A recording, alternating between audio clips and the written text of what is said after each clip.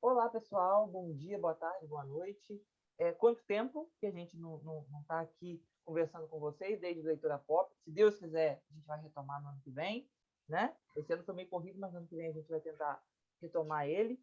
E hoje nós estamos aqui para poder falar sobre os 70 anos da telenovela no Brasil, que são completados nesse dia 21 de dezembro de 2021, né? Em 21 de dezembro de 1951, foi ao ar a primeira telenovela brasileira, Sua Vida Me Pertence, e 70 anos depois se tornou o nosso principal produto cultural do país. E aqui para a gente falar, fazer essa homenagem, Vitor Abu, que já escreveu inúmeras web novelas, né, que surgem do contexto das novelas, e o Wesley Vitoriti também, que também escreveu novelas de grande sucesso no mundo virtual e também assiste muitas histórias. Sejam muito bem-vindos, amigos. Vou passar primeiro para o Vitor, depois para o Wesley. Oi, gente, tudo bem? Muito bom estar aqui de volta a esse espaço que a gente já tem tempo que a gente não aparece, né? Assim, de voz, de cara, mas é muito bom a gente estar aqui com esse tema e com essa questão tão importante nessa data, comemorando os 70 anos da telenovela brasileira. Wesley, contigo. Oi, gente. Boa tarde, boa noite. Não sei que horário vocês vão assistir, mas eu acho que essa homenagem que a gente vai fazer hoje é importante não só para quem escreve, mas para quem também assiste e para quem acompanhou a televisão brasileira nesses mais de 70 anos de novela que no Brasil, que é um gênero que é extremamente popular e que, sem dúvidas, faz parte da vida de todos nós. Com certeza. Né? Acho que moldou, a gente fala que os roteiristas brasileiros, a gente conversou isso várias vezes no meio da pop, né, Vitor? Foram moldados, de certa forma, por meio da telenovela, por meio dessa assimilação, do assistir e do reproduzir. Né?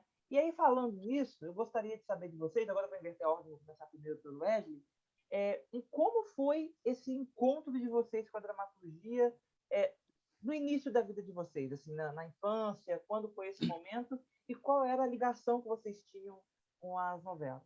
Wesley primeiro. Bom, o meu encontro com a dramaturgia foi desde muito pequeno, porque eu sempre gostei de assistir, desde pequeno, desenho animado e, e filmes, etc. Mas novelas é uma coisa que sempre me atraiu muito pela história, pelo arco dramático, de tudo que desenvolvia, pela humanidade, da forma que a telenovela ela consegue imprimir os sentimentos e fazer as pessoas se identificarem, sejam com um personagem ou com toda a trama, com um tema social que ela representa e quer contar naquela história, ou até mesmo com a temática que está por detrás de tudo aquilo. Então, e eu sempre gostei muito. Então, desde pequeno, desde que eu me entendo, eu sempre gostei de dramaturgia, não importa o formato ou o gênero, mas sempre fez parte da minha vida. E, sem dúvidas, influenciou no meu caráter, na formação do meu caráter e na minha forma de escrever, sem dúvida alguma. E você, Vitor? Também, acho que desde muito pequeno eu me lembro vendo novelas, assim, eu lembro as primeiras que eu tenho memórias são Celebridade, que quando eu era muito pequenininho, depois é América, são as que eu tenho mais memória, assim, fotográfica, digamos assim. Então, eu sempre, desde pequeno, sempre gostei, sempre fui de cara, todo mundo sabia, enfim, quando falava de novela, eu já sabia do que estava acontecendo, né? Eu sempre tentava assistir ao máximo. Com o tempo, fui vendo menos, depois voltava para ver algumas, assim, por outras questões, enfim, outros hobbies e paixões que me encontraram nesse caminho, como a leitura. Então, hoje eu assisto menos, mas ao longo da minha trajetória me moldou muito, né? Muito quanto pessoa, porque me ensinou muitas coisas, né? Que eu levo também para minha bagagem cultural e social até hoje, e também quanto escritor, eu acho que influenciou mesmo a escrever, apesar de sempre gostar muito de ler, foi mais a televisão, né? As produções, as novelas, principalmente. Comigo também, por incrível que pareça, também Celebridade e América tem uma memória, as duas possuem uma memória muito viva dentro de mim, assim, das histórias, mas eu sempre tive uma memória muito boa, desde quando eu era muito pequeno. Então, tudo que eu assistia, que eu ouvia, tem frases que eu ouvia de discussões, por exemplo, que sempre eram muito embutidas dentro de mim, dentro da minha mente. Então, desde o Clone, eu tinha 2 anos, para vocês terem uma ideia, mais ou menos, quando o Clone foi lá. Mas eu lembro de o Clone. Eu lembro de como eu estava assistindo, como eu via, né? Então, assim, a novela teve uma influência muito grande na minha vida, principalmente porque, eu não sei se vocês vão concordar comigo disso, mas acho que a novela é o produto mais completo cultural brasileiro, porque ela une a trilha sonora do momento, né, que melhor fala sobre o personagem, a vida real do brasileiro, porque a novela é um retrato fiel da cultura do momento daquele país, né, e, ao mesmo tempo, fala de assuntos que também estão em outras áreas. Então, por exemplo, vou citar aqui o caso de Avenida Brasil, que falou sobre a questão do futebol através do Tufão, da família do Tufão, que também é uma outra paixão nacional. Então, eu enxergo a novela, de certa forma, como um produto completo, porque ela consegue flertar com todos os gêneros, ela consegue flertar com todas as possibilidades de debate, ela consegue flertar com a música, ela consegue flertar com o futebol, ela consegue flertar com todas as paixões nacionais, que eu acho que algumas paixões nacionais, como o próprio futebol, não conseguem fazer o contrário. O futebol não consegue flertar com a novela, mas a novela consegue flertar com o futebol, como consegue flertar com a música. Então, acho que ela é o produto mais completo cultural. Não sei se vocês concordam comigo nesse quesito. Eu concordo, com certeza. O que eu penso quando você fala de produto mais completo, eu interpreto e acho interessante pelo fato de que a novela ela agrega tudo isso, todos os públicos, todos os gêneros, sempre ela vai chamar atenção, sempre ela vai conseguir captar e fixar a memória, né? Vai se conseguir se fixar na memória do público e fazer.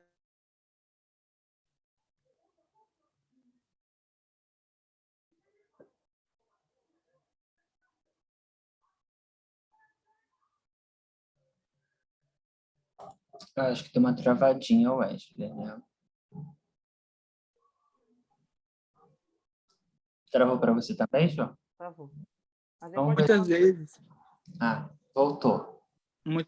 ou seja, muitas vezes as pessoas, os roteiristas mais dedicados ao cinema, vão considerar a novela como menos valorizada ou menos importante pelo fato dela agregar ter tanto gênero, subgênero dentro de uma embalagem maior. Isso eu não concordo. Eu já vejo como uma qualidade do que como um defeito. Concordo também com essa questão sobre a importância, né, e esse completude, digamos assim, da novela, e também pensando assim nas produções televisivas, porque ali a gente tem muitas linguagens, tem muitas artes, então, e além da parte artística, criativa, elas trazem muitas coisas para discussão, né, questões e próprias temáticas, né? Então, assim, eu acho que além desse lado de entretenimento que a novela tem ao longo dos anos, né, de lazer, tem também uma questão de informação, uma questão de conversar com as pessoas sobre o que está acontecendo, também sobre o que já aconteceu, né, quando falam de tramas de época, do passado, e também perspectivas sobre o que ainda pode acontecer, pensando no futuro. Então, acho que ela carrega muita coisa em si. Com certeza. Eu acho que é interessante, né? A novela ela serve como vários elementos. O elemento comparativo, o elemento de adição, o elemento de comparação, de tudo, né? De absolutamente tudo. De alternância do que a gente prefere, do que a gente acha. Né? A gente está vendo agora nos tempos do Imperador que tem justamente, muitas vezes, né? Essa questão de demonstrar como era a mentalidade de um imperador que, com todos os seus defeitos, era um imperador que acreditava na ciência, que acreditava enfim, na história, e acreditava, né, nesses elementos, né, com todos os defeitos, era um imperador, e a gente sabe dessas questões, né, escravidão, mas esse contraponto com o Brasil de hoje, com um presidente que praticamente não acredita na ciência, enfim, e a gente sabe aí tudo que tem acontecido no nosso país, né? Então a novela serve muito como esse elemento. Agora eu queria saber de vocês, né? Vocês são escritores, assim como eu sou, e a gente escreve histórias e novelas, assim como séries, enfim, mas a novela, ela, pelo menos no mundo virtual, também tem essa questão de discutir e debater assuntos eu e o Wesley, a gente sempre conversava muito sobre a questão da autocensura, né? No mundo virtual, você precisa fazer essa autocensura para conversar com o público, porque você não tem um Ministério da Justiça que está lá pegando na classificação indicativa, você não tem vários outros tipos de cobrança, e você precisa se cobrar para você entregar para o público uma coisa decente e não ultrapassar os limites. Você não vai poder ficar criando uma história onde o protagonista, uma novela, onde o protagonista mata todos da família, entendeu? É uma autocensura que você tem que exercitar e fazer, né? E eu queria saber de vocês. Vou fazer até pergunta individualmente, porque vocês têm gêneros diferentes, né? Enfim, vou perguntar individualmente. Vou começar pelo Vitor, já que comecei pelo Wesley na anterior. Vitor, você discutiu assuntos muito importantes nessas duas últimas novelas que você escreveu, nas três, na verdade, né? Em Ponto Cego, você discutiu a questão do trabalho infantil, né? Em Dias Melhores, a questão do plágio, né? Uma questão muito recorrente, e eu acho que é muito interessante você discutir esse tipo de assunto para um público que, acredito eu, 80% desse público é um público que, além de ler, escreve, né? Então, um assunto que é muito vivo. E agora, no caso dos Amigos Ricos, você falou muito sobre desigualdades sociais e desigualdade racial, né? Porque desigualdade racial que eu digo na questão das oportunidades e, enfim, todas essas questões. Da educação também, através da universidade, que é um tema que você domina. Eu queria saber para você, qual é o balanço que você faz do seu legado enquanto escritor de novelas e por que você acha que foi tão importante discutir sobre esses assuntos? Porque para você falar sobre eles, antes você precisa acreditar. Eu, pelo menos, sou assim, eu tenho que acreditar muito no que eu estou escrevendo para, de fato, eu conseguir discutir sobre determinados assuntos. Como é que foi para você?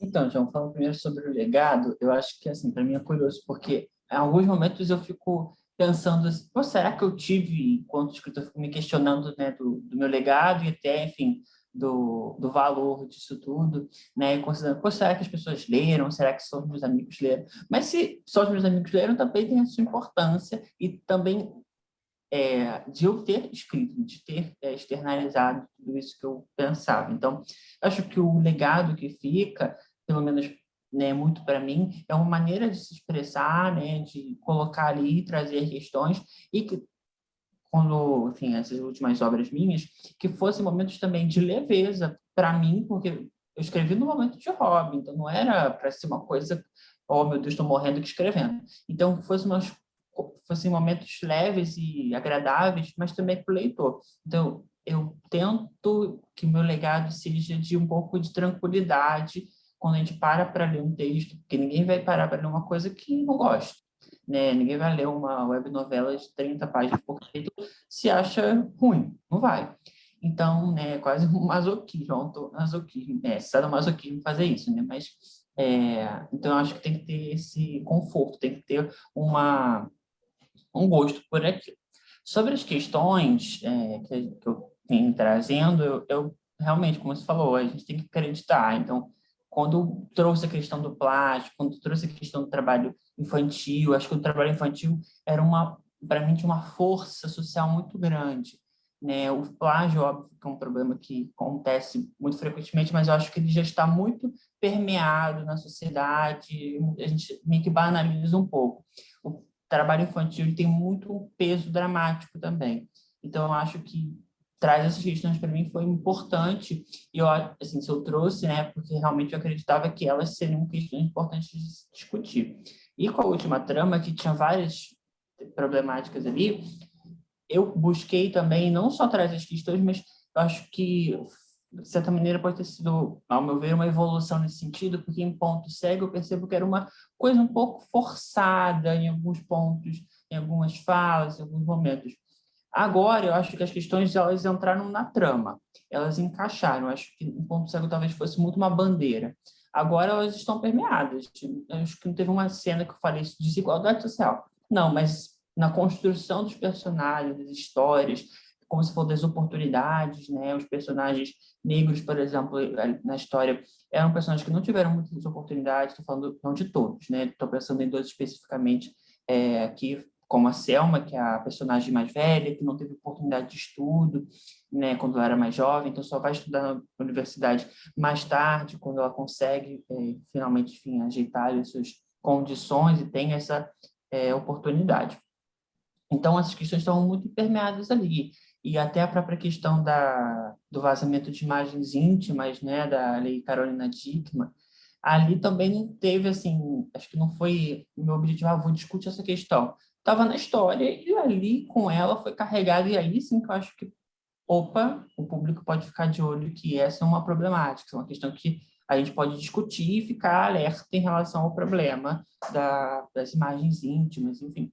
Então, eu acho que são questões importantes que eu sempre tentei, principalmente nessa última obra, com mais atenção e cuidado, tremear a história para não ficar merchandising social, nada a ver. E agora, quanto ao Wesley, né? Também escreveu histórias muito fortes, é a grande característica dele, né? Escrever personagens principais muito fortes, que passam por questões muito complicadas, muito pesadas, né? Mas que, de certa forma, dão Enfim, nosso querido amigo Wesley gosta de um anti-herói, né? De uma pessoa que reage aos problemas da vida de uma forma não muito correta. Eu acho isso incrível, porque eu também acredito nisso. Eu acredito que todos nós temos potencial para matar, para roubar, para fazer qualquer tipo de coisa, a depender da situação que nos coloca em perigo. Né? Tanto é que eu mesmo falei isso em relação à minha própria história, né? A história de Eterno Enquanto Dure. Eu discutia muito sobre esses assuntos, porque eu achava que todos nós, quando colocados de frente com um problema que a gente detesta, que a gente tem horror, a gente pode ser capaz de fazer qualquer coisa. E aí, Wesley, os seus personagens acabaram ficando completamente na boca do público.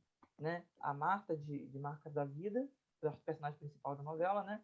O Marcos e a Betina, né? Os principais de Juízo Final, acredito mais o Marcos até como principal, mas enfim, os personagens principais. E, por último, agora você escreveu Heroína, que tinha a Maria Aparecida também como uma personagem principal. Que crítica social você acha ou que você conseguiu colocar na mente das pessoas por meio desses 3 personagens? Porque algo em comum eles têm. Né? Eu acho que talvez um pouco sobre o que você pensa sobre a sociedade. Não sei se você pensa dessa forma, mas como foi para você escrever personagens tão complexos assim, que o tempo inteiro estavam prontos a dar um tapa de luva de boxe na cara da sociedade? Então, eu adoro personagem anti-herói. Eles são sempre os meus preferidos, a mais do que os vilões Jura? são mocinhos. Juro. Então, porque eu gosto da forma que eu acredito que ninguém é só uma coisa. Não existe isso de eu ser bom o tempo todo ou eu ser mal o tempo todo. Acho que não existe isso na vida em nenhum sentido. Acho que por melhor pessoa que a pessoa seja, em algum momento ela vai fazer algum tipo de vilania que pode ser considerado e em algum momento ela vai fazer alguma coisa boa que aquilo seja tão altruísta de forma que quase endeuse aquela pessoa. Então eu acredito nessa forma, acredito nessa dubiedade. Então quando meus personagens nascem dessa forma, então naturalmente eles vão caminhar sempre nessa corda bamba. Em alguns momentos você vai odiar ele, e não só os protagonistas. Todos, eu gosto de mostrar isso em todos os meus personagens, por menor que seja. Acredito que, como eu falei, eu acho que é assim que é a sociedade. Porque eu acho que quando você idealiza, por exemplo, você tipifica muito um gênero, um tipo de pessoa, aquela pessoa é boa, aquela pessoa é má, acho que você limita muito, e eu acho que aí você acaba acontecendo muitos problemas sociais, porque você acaba limitando demais as pessoas a um rótulo, a uma coisa específica, coisas que nós somos seres humanos. Então, quando uma pessoa erra, por isso que eu, às vezes a pessoa erra, vamos cancelar isso, aquilo. Eu acho que é melhor você ver por outro ângulo, você identificar o que aconteceu e talvez, se for realmente justo, você realmente cancelar ela, ou então você ir ajudar e ensinar ela a mudar aquele pensamento. Acho que não dá para você ser tudo a ferro e fogo. Acho que não existe isso. Então, quando os meus personagens, eles refletem isso. Por exemplo, o Marcos, ele comete um crime terrível no começo da trama, mas em um momento você vê ele sendo ele culpando as outras pessoas pelo que ele fez. Ele não culpa as outras pessoas, por mais que ele tenha uma vida miserável, ele quer viver, ele quer vencer na vida, e aí ele vai cometer aquele crime manipulado, mas em nenhum momento ele culpa as outras pessoas pelo que ele fez, nem a vilã ele culpa. O que ele quer, na concepção dele, é justiça, pelo fato dele ter pagado por um crime sozinho. Aí sim, isso ele busca justiça. Para algumas pessoas pode ser vingança, mas para ele é justiça. Então aí que está o interessante da trama. E que eu gostava de ver no público era eles torcer por um assassino que cometeu um crime terrível logo no começo, mas que ele buscava algo que era verdadeiro, que era justo para ele, que muitas pessoas poderiam interpretar aquilo como justo. E aí vinha a hipocrisia da sociedade, de que tudo vale em nome da justiça. Eu acho que não vale. Eu acho que o que vale são as coisas boas e o justo. Mas aí o que é justo? Aí é o que entra no personagem, na grande questão da trama.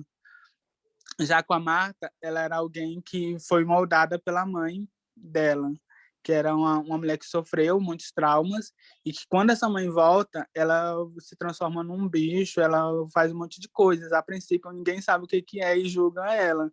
Mas aí vem a virada e aí acontece e a gente descobre o que realmente estava por trás de tudo aquilo. Então, eu acho aí entra outra questão que eu também gosto, que às vezes você julga as pessoas pela capa, por ações dela, mas você não sabe o que de fato motivou aquela pessoa a fazer aquilo. Como dizem, os dois lados da moeda. É muito fácil julgar um lado, sendo que você não sabe do outro.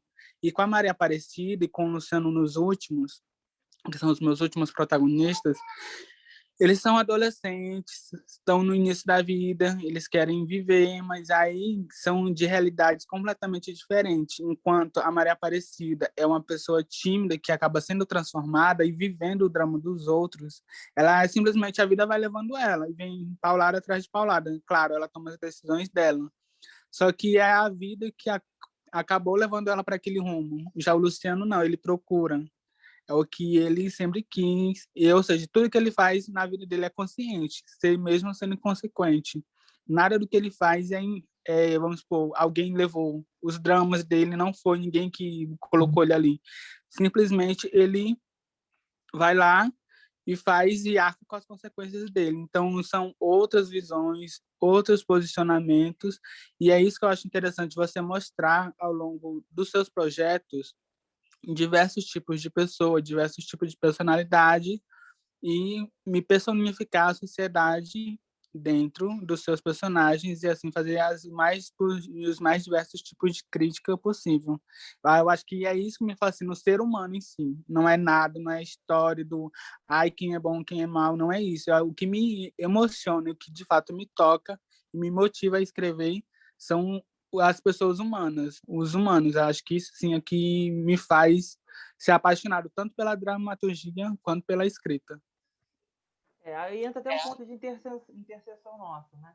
Que eu acho que a gente precisa naturalizar também a confusão que as pessoas vivem na vida real, né? Que as pessoas são confusas, as pessoas têm dúvidas do que elas vão fazer.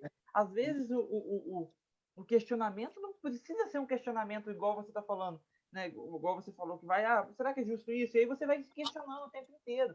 Porque às vezes o questionamento não é vingança ou justiça.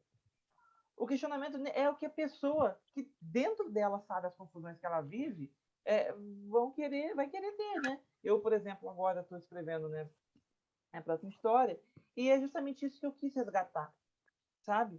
E mais uma vez eu trago isso, igual você disse, né, que nós não somos bons e maus por completo. Eu concordo plenamente com isso, que foi o que eu trouxe agora, né, respondendo também a pergunta que eu fiz para vocês, incondicional, né?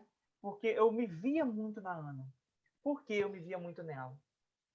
Porque eu consegui me transportar para os sentimentos dela e compreender que uma pessoa que ama muito a outra pessoa, que ama muito alguém, como uma mãe ama um filho, ela é capaz de absolutamente tudo. Então ela teria sido capaz de qualquer outra coisa que precisasse, matar alguém para salvar o filho, ou qualquer outro tipo de coisa. Então, uma vez até cheguei a conversar isso com vocês dois, até, que quando você tem alguém, que você chega tem alguma coisa na sua vida, na sua casa, e você descobre que aquela pessoa pode trazer um mal gigantesco para alguém que você ama. Naquele contexto ali, vamos supor, vou dar um exemplo aqui, entra uma pessoa na sua casa e faz um irmão seu que anda de cadeira de rodas refém. E você ama muito esse irmão. Você é capaz de pegar uma faca e matar outra pessoa imediatamente, sem problema nenhum. Então, eu sempre quis me colocar nesse papel de que muitas vezes o não matar, o não fazer, o não ter vilanias não está ligado diretamente com ser bom o tempo inteiro. Muitas vezes está ligado com a falta de oportunidade. E não é falta de oportunidade que surge na minha vida que vou matar, não. É a falta de oportunidade de acontecer circunstâncias que de fato te levem a cometer um crime, seja ele qual for, né? E aí eu discuti esse assunto também em Úlcera, foi a história, né, dessa mãe que sai da cadeia e vai roubar, né, para poder alimentar o próprio filho. Então eu também coloquei essa questão, né, do furto famênico, né, que é o furto para alimentação, né, de sobrevivência. E agora também uma outra discussão, que eu acho que é uma discussão que até a redação do Enem trouxe, né, que é aquela questão do ser invisível por conta do registro civil, né? E eu acho que isso é interessante, porque o Wesley até tinha falado também sobre invisível, tinha falado também sobre as pessoas que são invisíveis para a sociedade. Eu acredito que também tem um pouco a ver com isso, Wesley, porque você fala em pandemia de AIDS daquela época, você não fala nas pessoas que sofreram aquilo, você acaba invisibilizando todas elas e colocando todas elas dentro do mesmo barco e sem discriminar quem é quem. Né? Agora eu terminei de assistir Chuck, até comentei com ele também a mesma coisa, que o Chuck mesmo fala isso, que ele mata várias pessoas e ele diz, esse evento aqui que eu matei várias pessoas, em breve vai ser esquecido, que vão se lembrar de mim, que matei todas elas. E o número de vítimas. Né? E, de fato, é uma questão. E a minha próxima vai estar justamente ligada a essa questão da miserabilidade, da miséria humana.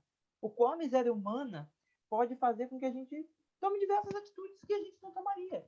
Pessoas que sonham em ter uma vida 100% de bondade, mas que acabam não tendo essa vida de 100% de bondade porque não pode. Porque tem que fazer escolha, roubar para não morrer ou querer encontrar o emprego perfeito, a faculdade perfeita, enfim. Essa é uma discussão que eu acho que a dramaturgia sempre trouxe, que retrata muito o momento. Eu acho que vai ser interessante para mim retratar esse assunto no momento em que a gente, infelizmente, está subindo muito o número de pessoas com fome no Brasil. Né? Assim como foi importantíssimo lá atrás o João Manuel Carneiro retratar em Avenida Brasil como a nova classe C estava crescendo. Né? As pessoas estavam enriquecendo, mas elas não estavam enriquecendo vestindo beca, comendo caviar. Elas estavam enriquecendo, comendo arroz com feijão, e eram as pessoas da nova classe C, as pessoas que eram pobres que estavam conseguindo de alguma forma crescer. Né? Isso também acho muito interessante. Para mim, a dramaturgia, o meu legado, eu acredito que o legado que eu tentei passar através de tudo que eu escrevi, esteve sempre muito ligado às questões sociais. Antes eu sempre brincava muito com a Angela, que eu achava que eu era um autor muito social, eu achava que ele era um autor muito psicológico. Eu sou um autor que falo como uma antropologia, sabe? O que aquela quantidade de pessoas na sociedade em convivência gera. O que aquilo gera. Quando você anda ali na frente, você enfrenta um racismo. Quando você anda ali na frente, você enfrenta uma corrupção. Quando você vai mais um pouquinho, você enfrenta a fake news. Enfim, assim sucessivamente.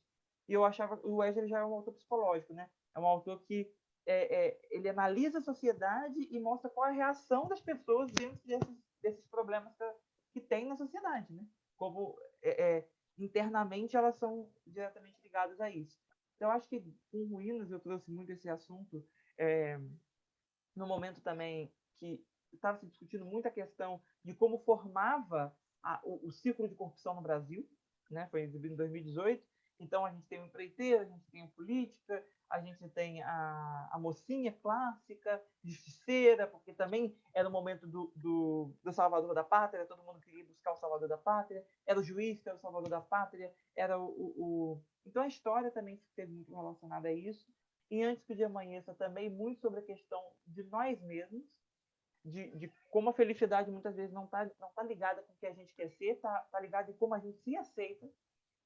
Porque às vezes você chega, e o que aconteceu com a Clara na novela, né? Ela chega, ela faz a transição de gênero, enfim, ela consegue apoio dos pais, mas ainda assim há um problema com ela. São os traumas que a gente carrega da vida e que não desaparecem no momento que a gente decide tomar uma atitude, né? Enfim. E agora, com o condicional, que eu também busquei muito essa discussão sobre como a gente é, infelizmente, diretamente afetado pelas coisas que acontecem ao nosso redor e que elas moldam muito o nosso psicológico, né? Mas, enfim.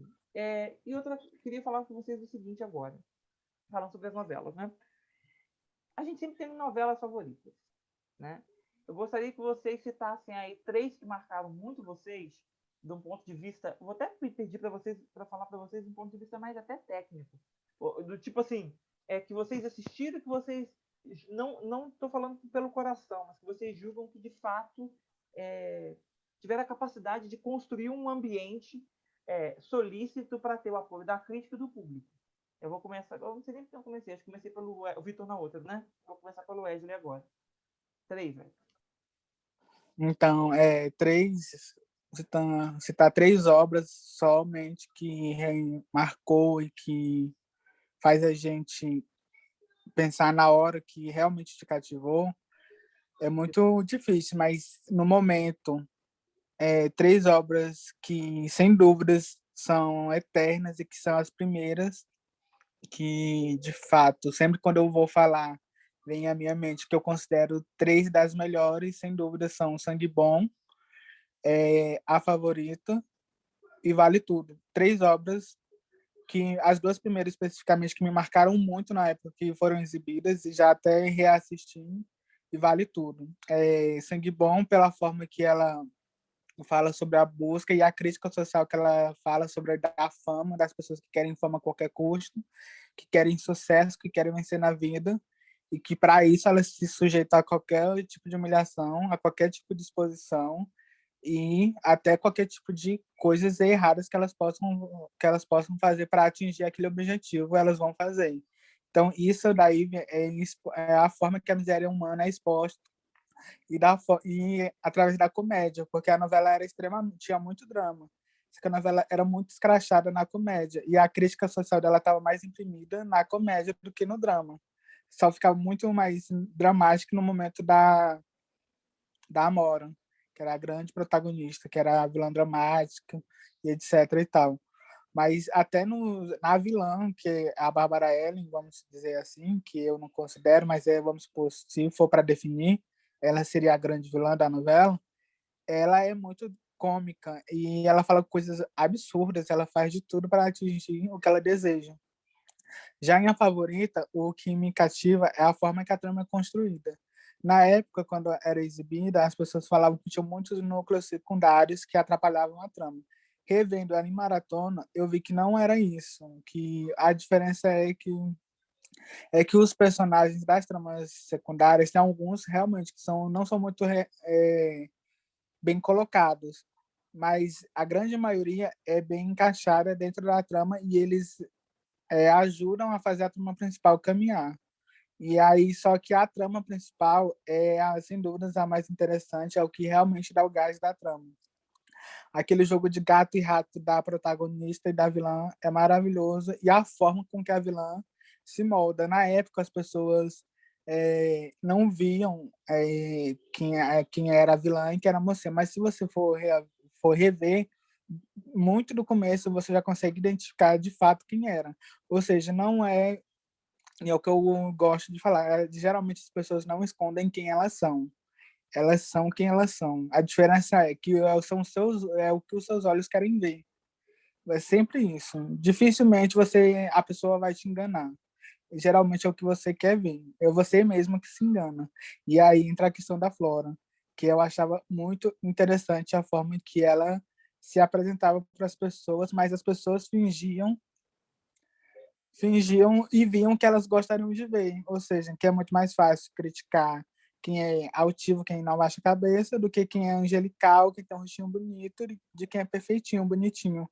Então é isso que é interessante. E aí vem uma crítica ao comportamento que a sociedade julga ser perfeito, mas que nem sempre é, que servem apenas para disfarçar certas intenções, vamos dizer assim.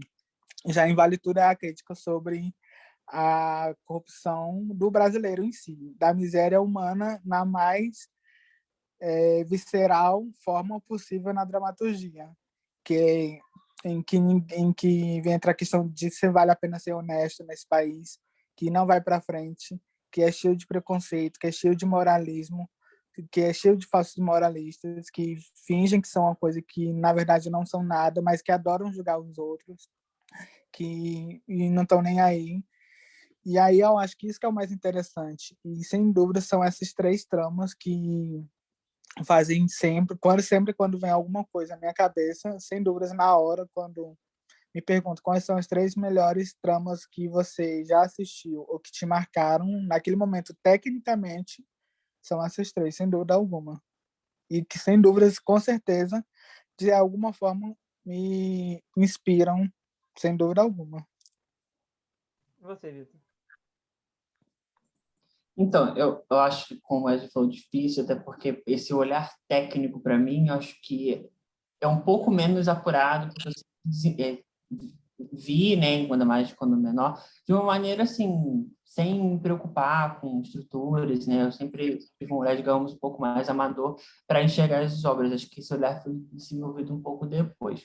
Então, eu acho que existem muitos que me marcaram muito pela questão afetiva, né, pela questão pessoal, mas algum, pensando em três aqui, rapidamente aqui, eu acho que combinam o que eu depois entendi, né, a parte estrutural e também o próprio reconhecimento crítico que veio na época e posteriormente.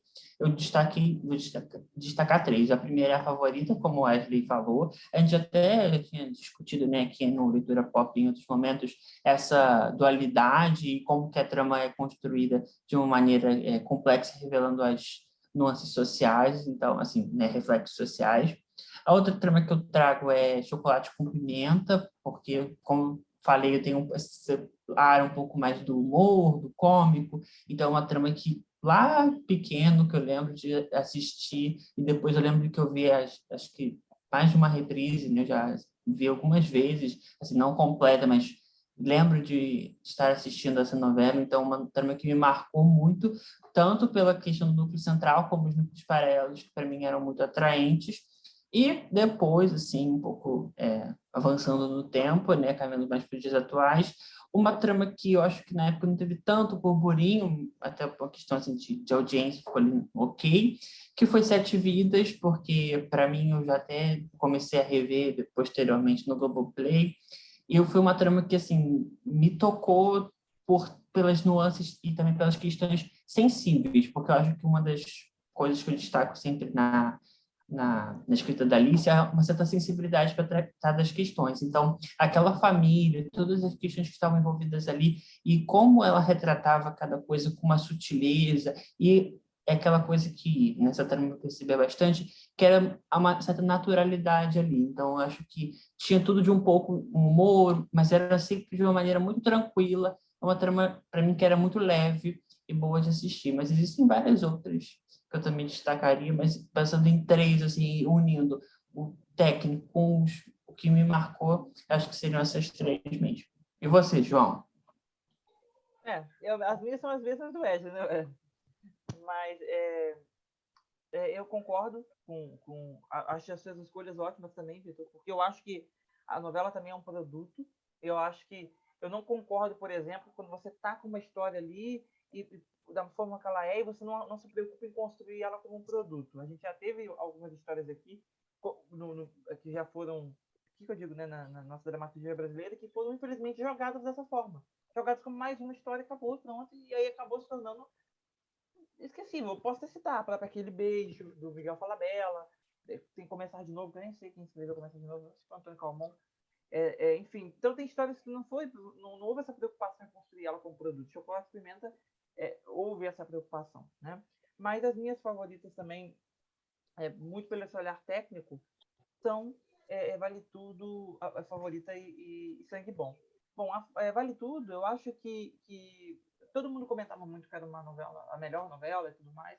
E quando eu assisti pela primeira vez, eu duvidei bastante que eu fosse botar para trás todas as outras que eu já tinha assistido até então para colocar ela no topo. E eu acho que o que faz de Vale Tudo tão grandiosa é que, tecnicamente, acho que até para o Vitor que não assistiu, mas, assim, tecnicamente, ela foi insuperada. Não no sentido de fazer algo perfeito, não é essa a questão. É de fazer algo com a agilidade que tinha Vale Tudo, com a construção de posicionamento de cenas como tinha Vale Tudo. Aquilo tudo ali me parece que está à frente do nosso tempo, sabe? À frente do nosso, à frente do deles e ainda está à frente do nosso. A gente ainda vê uma construção de cenas muito, muito assim, sabe? Muito quebra-cabeça, e a gente vê que vai expandir esse universo. Eu falo muito com o Edgar que o Heroína me lembra até bastante Vale Tudo um pouco na estrutura, porque Vale Tudo andava. Era uma vilã que ao mesmo tempo era a protagonista, que era a anti-heroína, que era a Glória Pires, que andava, que saía lá do Foz do Iguaçu e vinha para o Rio de Janeiro, e aí ela passava por um lugar e ela encontrava alguém, a partir daquele momento ela fazia amizade com o fulano, e até ela chegar na família protagonista, a família principal da novela, que era a família Reutemann, que é onde ela entra, conquista o filho da Odete e se torna uma legítima Reutemann, lá onde ela começa a dar as cartas da forma que ela quer dar. Isso, para mim, é magnífico, porque a gente não está falando de uma mocinha, de uma personagem principal, que fica cena após cena construindo essa história. Não, é uma personagem que vai andando, e conforme ela vai passando, ela vai se aproveitando das pessoas que estão no caminho. É como se fosse uma calçada e ela está andando assim, e aqui tem alguém, aqui tem outro, e ela vai construindo. Então, isso, para mim, a dramaturgia não fez de maneira incisiva, principalmente na Novela das Nove. Não consigo me lembrar disso. Principalmente se a gente for lembrar que, né, a gente teve Fina Estampa em 2011, né, e uma Vale Tudo em 1988, 89. Então, assim, é uma coisa engraçada de se observar. E as questões sociais completamente atuais. Acho que muito aquela questão do vale a pena ser honesto no Brasil é uma questão que ainda permeia muito a gente, cara. Que é aquela coisa do alguém te fala assim, eu estou te oferecendo um cargo onde você vai ter que trabalhar e você vai pegar a rachadinha. Uma das grandes discussões também, né? A própria questão da rachadinha é muito complexo a rachadinha. Porque você pega um cara pobre, muitas vezes, e você coloca ele dentro daquele esquema de rachadinha, qual é a culpabilidade dessa pessoa? O que passou na cabeça dessa pessoa? Ela acha que vale a pena ser honesta no Brasil ou ela acha que não vale? Então, eu acho que são debates que Vale Tudo levanta que ainda são vivos até hoje. Que é aquela coisa do, pô, estão me oferecendo uma vantagem, você não vai pegar? E aí tem uma cena incrível na média do primeiro capítulo, que é a cena do avô e da neta, né? Maravilhosa. Né, do avô da Maria de Fátima, que ela justamente fala isso para ele. Pô, tu foi, acho que ele era representante do Ministério da Fazenda, alguma coisa assim. E ela fala, pô, tu não tem nada, você não tem dinheiro, não tem nada. Vão te oferecer alguma coisa, você não vai pegar? E ele sendo íntegro, aquela coisa toda. É uma cena que não dá para julgar nenhum dos lados, porque o cara realmente estava na merda, na pobreza extrema, praticamente. E por que não ele não poderia aceitar aquilo? Sabe, é muito complexo a nossa moralidade, a moralidade humana, muito complexa. E a favorita, porque, como o Wesley disse, eu concordo plenamente, eu acho que a maneira mais correta de você conversar com o público, quando você quer mostrar um mistério, é você sendo honesto com o público do mistério que você está plantando, sabe? Eu acho que é você mostrar as pessoas como elas são e brincar com a mente do público, mas não fazer uma coisa que eu acho ridícula, se vocês vão concordar comigo, é quando o personagem é mau, mas ele está fingindo ser bom, só quando ele está sozinho num quarto, ele continua fingindo que é bom. Porra, gente, não precisa. Ele tem que demonstrar que ele é bom para as outras pessoas, porque isso é passar um atestado de burro para o público. Eu acho que a Flora, em diversos momentos, brincou com isso. Quando ela conversava com o Gonçalo, ela conversava com outras pessoas, e ela demonstrava ser muito angelical, mas, ao mesmo tempo, quando ela estava sozinha, você conseguia enxergar essa cara carregada nela, antes dela ser revelada, né, Wesley? Isso que eu acho incrível. Antes dela ser revelada como a grande vilã da história, ela pagou uma mulher para botar a culpa na Donatella. Ela pagou a Sol, né? A Sol não, a Maria do Céu, para poder botar a culpa na Donatella da separação do Cassiano com a Lara. Então, assim, peraí, que mocinha é essa angelical que faz toda essa armação para botar a culpa na outra? Sabe? Para mim não fazia muito sentido. E assim, antes de tudo, ela já estava na casa do Silveirinha, ela já estava envolvida com o Dodge, ela estava ameaçando um cara, que era um médico que era gay, para o médico conseguir mudar o depoimento dele antes de todo mundo saber que ela era vilã. Então, assim, eu acho que isso que é interessante. Aí tem o easter egg, que é quando lá no início tem a personagem da... Ai, qual é o nome da atriz? Que faz A diva da Julia Gunn. Julia Gunn, que aparece, a Flora sai da prisão e a Julia Gunn já tá olhando para ela, tipo assim, já meio que dando um indício de que ela não valia nada. E aí, 60 capítulos depois, a Julia Gunn conta pro público que ela não valia nada, que era isso, que era isso, que era isso, que era aquilo. Então, eu acho muito interessante isso em relação a Favorito.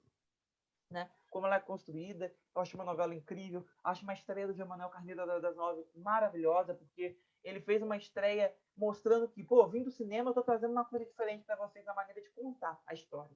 Eu acho que esse é o legal. É você chegar lá e falar, vou contar diferente. Porque você trazer algo de diferente para o público, sabe? A sua bagagem para o público também trazer a sua bagagem para te ajudar a te mostrar como é que funciona também. E Sangue Bom também, para mim, tecnicamente, é uma das obras mais completas, né? Eu acho que tem muito de Cassiano Gabus Mendes em Sangue Bom, acho que muito pela influência que a Maria Adelaide tinha dele, né? Nas obras que trabalhou com ele. Acho que a forma como ela falou sobre a fama foi uma forma tão inteligente e assim, que é impressionante você imaginar uma pessoa que tem que escrever 155 capítulos de uma novela, segunda a sábado, consiga parar para pensar, por exemplo, na saga Sangue Bom, sabe? No famosinho da Casa Verde, que eram críticas muito interessantes que ela fazia do quão ridículo ao ridículo você pode chegar para tentar ser famoso, né? A questão das mulheres frutas, num momento que era muito popular. Então, tem mulher pau de jacu, né? Enfim, tem as diversas mulheres frutas lá também da novela. E uma personagem principal que, para mim, é o anjo mau, sabe? Eu acho que representa mais o anjo mau do que a versão de 97, né? Da Glória Pires. Porque ela é egoísta, mas, ao mesmo tempo, ela tem sentimentos e ela é movida. Ela é a nossa querida mamacita. A Amora é a mamacita de Maria Adelaide Amaral. Porque ela é movida pelos traumas. E eu sempre discuto muito sobre esse assunto. Eu acho que na nossa vida a gente tem traumas e isso move a nossa realidade. Mas que a gente não pode deixar que os nossos traumas façam da vida das outras pessoas um verdadeiro inferno. Porque aí a gente ultrapassa um pouco o nosso limite. A gente pode se destruir pelo nosso trauma se a gente não se tratar. A gente não pode ter esse direito de destruir o outro com o nosso trauma. Acho que era uma grande discussão. Acho que tiveram cenas, não sei se o Wesley vai concordar comigo, uma das cenas que demonstrou muito isso é a cena que o Bento e a Amora, de alguma forma, aparecem lá naquele parque, né, do Wilson. Eles aparecem no parque lá e o Bento praticamente apavorado, não queria entrar no parque, porque ele tem um trauma de infância do que ele passou lá. E a Amora também tem seus traumas. Então é interessante ver como os dois lidam de formas diferentes com os traumas que ele tem. Acho que a dramaturgia tem disso, dessa riqueza. Uma última pergunta rapidinha que a gente vai finalizar. Para vocês, fazendo esse balanço dos 70 anos da dramaturgia no Brasil, temos fôlego para mais 70 anos? O que é preciso ser feito para conseguir manter neftalina aí na nossa dramaturgia e fazer com que ela dure mais 70 anos? Aí fica livre aí quem de vocês dois quiser começar. Vou começar, então. Eu acho que sim, João. Acho que tem super fôlego para mais alguns anos, né? Mais 70 anos, acho que com certeza. Mas eu acho que a renovação, assim como se a gente pegar a história da dramaturgia, da telenovela, ela mudou, né? Várias questões, né? Até a própria questão de não ser originalmente diária. Então, eu acho que ela foi se renovando e se atualizando de acordo com o tempo. Então, eu acho que isso é fundamental. Então, encontrar também maneiras de se atualizar também pensando no público, né, para o público jovem, para as outras pessoas, né, e até essa questão das plataformas, né, a novela pode chegar a um streaming, aí também já não sei, né, a gente chamaria de telenovela? Acho que sim, né, continua sendo uma tela, não necessariamente televisão, mas eu acho que buscar outras linguagens, né, e se conectar com outras maneiras, então eu acho que tem, sim, fôlego para muitos anos, mas eu acho que é necessário a gente sempre atualizar e mudar um pouco. Eu acho que sim, a forma clássica faz muito sucesso e dá certo, sim, mas eu acho que trazer questões, trazer discussões e próprias estéticas, artes, enfim, coisas novas, eu acho que é importante sempre se atualizar e andando com o tempo e com a sociedade. Então, eu acho que tem força, espero que dure mais muitos anos aí para a gente acompanhar. Bom, eu acredito que, sem dúvidas, a gente tem fôlego para mais de 70 anos e muito mais. Eu acho que a dramaturgia, enquanto ela continuar se apoiando e trazendo sempre o ser humano como principal fator e importância que, de fato, mova a trama, sem querer colocar estética acima, tecnologia acima, eu acho que se você continuar focando no drama, do humano, no ser humano em si, eu acho que sem dúvida a gente vai ter dramaturgia, novela brasileira até infinitamente. Como o Vitor falou, a questão é que ela vai se modernizar e vai adquirir outros tipos de narrativa e formato, como o streaming que já está vindo, que já começaram a produzir novelas, querem produzir em formatos menores, com menor número de capítulos, com outros tipos de narrativa, e eu acho válida, mas que nem eu falo, eu acho que não adianta você querer inovar isso tudo se você deixar o fator humano de lado, porque a partir do momento que você deixar, as pessoas vão deixar de se identificar, e não vai ser mais novela brasileira, não vai ser mais dramaturgia brasileira, na verdade. Então, acho que, e na verdade nem só brasileira, acho que universal. O foco sempre tem que ser o ser humano. Aí depois entrando questões de narrativa, estrutura, construção, que vai vir para agregar aquilo, a fazer aquilo ter uma identidade para que as pessoas entendam e compreendam aquele universo que o autor criou, sem dúvida alguma. E é isso que eu acho, sem dúvidas.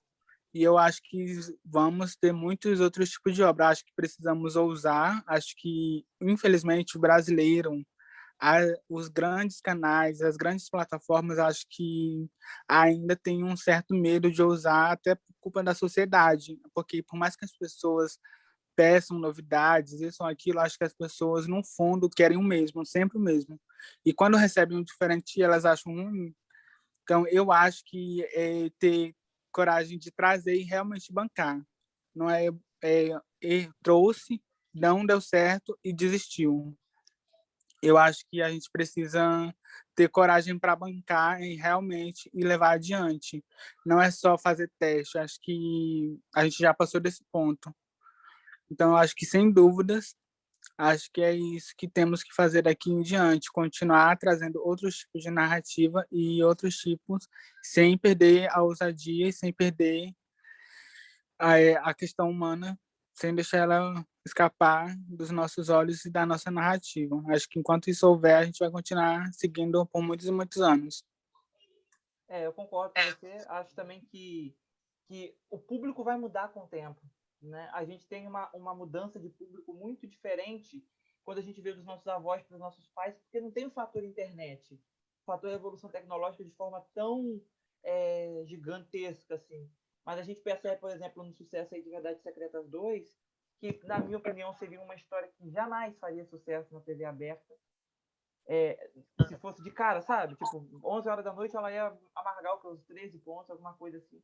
Então, acho que isso mostra um pouco como a forma de consumir a novela pelo público mais jovem é diferente. Por enquanto, nós temos um público mais velho que consome mais, né? Consome mais.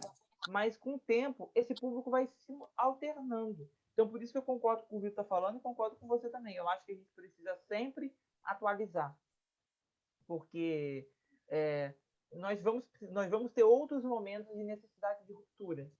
Eu acho que, e principalmente como você disse que o fator humano é muito importante, e o fator humano quase sempre depende do fator social.